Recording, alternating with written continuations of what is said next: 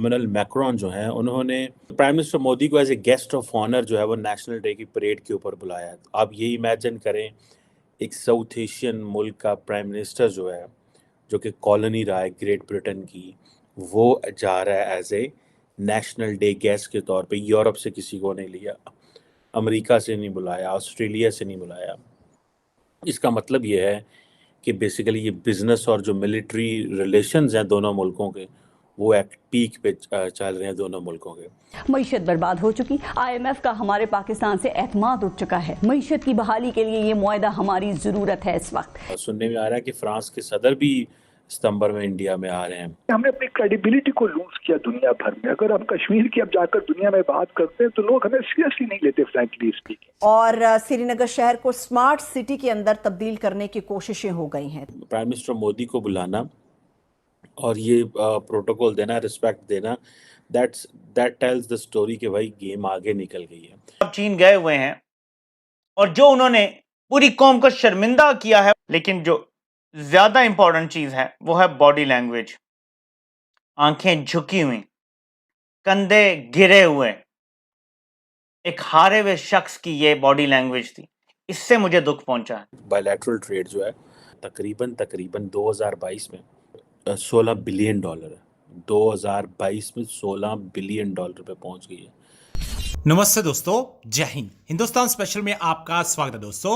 इस समय फ्रांस और भारत प्रधानमंत्री नरेंद्र मोदी की पेरिस यात्रा की तैयारी कर रहे हैं, क्योंकि राष्ट्रपति इमैनुअल मैक्रों ने उन्हें फ्रांस के सम्मानीय अतिथि के रूप में आमंत्रित किया है। राष्ट्रीय दिवस परेड 14 जुलाई को फ्रांस के राष्ट्रपति इमैनुअल मैक्रों ने प्राइम मिनिस्टर मोदी को खुद आमंत्रित किया है। यह निमंत्रण फलते फूलते व्यापार और सैन्य द्विपक्षीय संबंधों को भी दर्शाता है। अधिकारियों ने कहा है कि पेरिस और नई दिल्ली के बीच एक अहम रिश्ता है।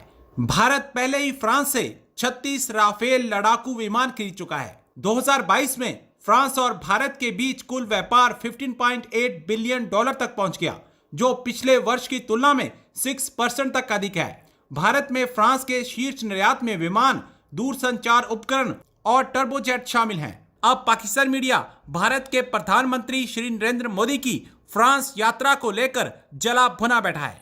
दोस्तों, भारत के वज़ीर-ए-आज़म नरेंद्र मोदी ने बेसिकली काफ़ी ग्लोबल लीडर्स को अपने नेशनल जो रिपब्लिक डे है उस पे बुलाते हैं। आई थिंक 26 जनवरी को जो सेलिब्रेट करते हैं।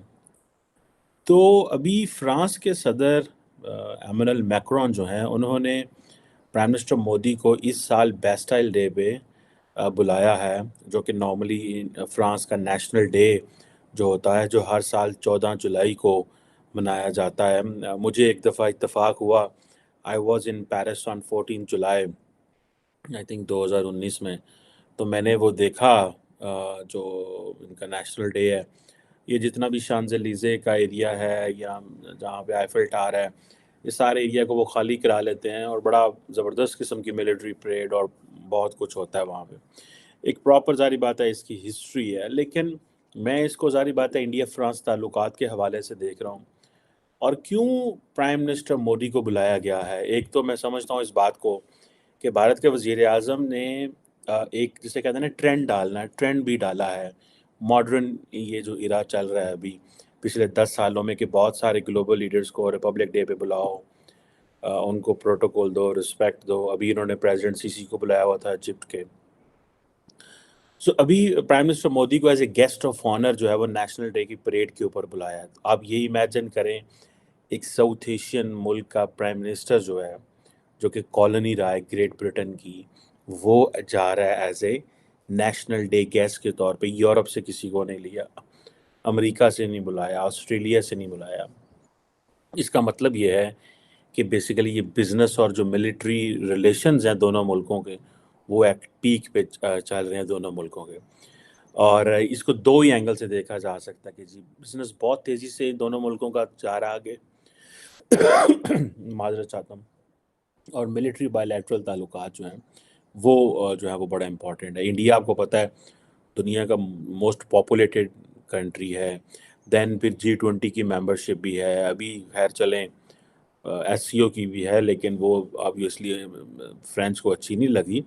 لیکن یہ ہے کہ یہ جو اس وقت کی یہ ایک جو فرینچ ریولوشن کی ایک 1798 کی جو پراپر ایک جسے کہتے ہیں نا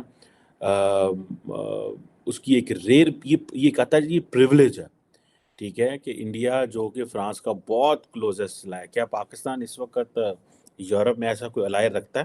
نہیں. سو اٹ مینس کہ ہماری جو پچھلے 75 سال میں دنیا نے پاکستان کو سیریس نہیں لیا. ٹھیک ہے جی. اب شانزلیزے پہ آپ جا کے دیکھیں، وہ پریڈ ہوگی شانزلیزے ایونیو کے اوپر، بڑا زبردست خوبصورت شانزلیزے ایونیو ہے، اور وہاں پہ ایئر فورس جیٹ فلائی کر رہے ہوں گے. اس سے پہلے ڈونلڈ ٹرمپ کو بھی بلایا گیا ہے، جرمن چانسلر اینگلا مرکل کو بھی بلایا گیا ہے، اور سننے میں آ رہا ہے کہ فرانس کے صدر بھی ستمبر میں انڈیا میں آ رہے ہیں. لیکن انہوں نے ایک یہ سمجھا کہ پرائم منسٹر مودی کو بلانا اور یہ پروٹوکول دینا، رسپیکٹ دینا، دیٹ ٹیلز دا اسٹوری کہ بھائی گیم آگے نکل گئی ہے. پھر دوسرا یہ ہے کہ فرانس نے انڈیا کو بھی آؤٹ ریچ کیا ہے کہ اور فرانس چائنا کے ساتھ بھی اچھے تعلقات رکھنا چاہتا ہے. اور میں آپ کو بات بتاؤں، ایک وقت آئے گا کہ France will be among those countries, not Russia, France will be among those countries جو کہ انڈیا کو فیور لے کے دیں گے چائنا سے. اور میں آپ کو اسی بتا رہا ہوں، رشیا وہ نہیں کر سکے گا چیز جو فرانس کر سکے گا. دا ریزن بیہائنڈ اس کہ جو فرانس ہے اس کو چائنیز جو ہیں وہ فیور دینا چاہتے ہیں، because they are major western ally of the united states. Basically they are a part of, وہی تو ویسٹ ہیں، فرانس جرمنی یہی تو ویسٹ ہیں. تو فرانس کل کو ایک اسپیس دے گا انڈیا کو وین اٹ کمز ٹو، اگر انڈیا چائنا کے حالات کو خراب ہوتے ہیں.